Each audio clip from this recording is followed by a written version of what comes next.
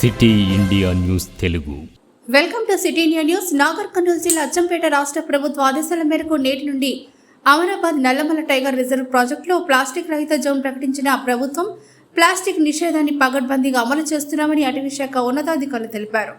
మననూరు, వటువర్లపల్లి, దొమ్మలపేట ప్రాంతాల్లో ప్లాస్టిక్ వస్తువులను నిషేధించిన అధికారులు పగడ్బందీగా అమలు చేసేందుకు గాను ఆయా గ్రామాల్లోని హోటళ్లు, వ్యాపార సముదాయాలను క్షుణ్ణంగా పరిశీలించి ప్లాస్టిక్ వాటర్ బాటిల్స్ ను కావాలని సేకరించారు. గత కొన్ని నెలలుగా ప్రజలకు ప్లాస్టిక్ నిషేధం గురించి అవగాహనపరచడం జరిగిందని, నేటి నుంచి ప్లాస్టిక్ వస్తువులను విక్రయించిన జరిమానాలు విధించడంతో పాటు కేసులు నమోదు చేయడం జరుగుతుందని వారు తెలిపారు.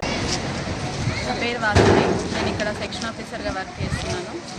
అయితే ఈరోజు ఫస్ట్ నుంచి ప్లాస్టిక్ ఫ్రీ జోన్ అనేసి ప్లాస్టిక్ మొత్తం నిషేధించడం జరిగింది.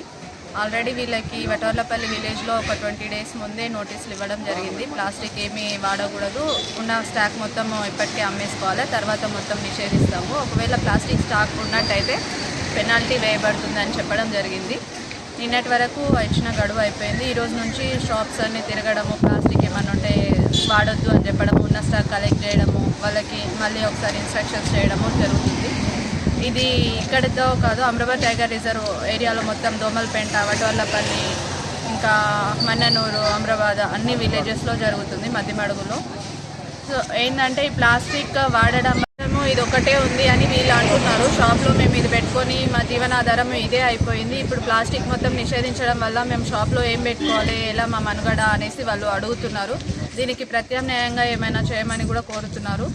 ఇక దానికోసం వాళ్ళు ఇంట్లో కానీ ఏమైనా తయారు చేసి డబ్బాలలో స్టాక్ పెట్టుకొని అమ్మడము అట్లాంటివి, లేదంటే అడవి నుంచి ఏదైనా అట్లాంటివి కలెక్ట్ చేసుకొని అమ్మడము, పర్మిషన్ తీసుకొని అమ్ముకోవడము అలాంటివి చేయొచ్చు. ఇంకా దీనికి ప్రత్యామ్నాయంగా ఏమైనా కావాలి అంటే గవర్నమెంట్ నుంచి ఏదైనా సహాయం ఉంటుందేమో, వాళ్ళు ఒకసారి వెళ్ళి పర్మిషన్ తీసుకుంటే బాగుంటుంది.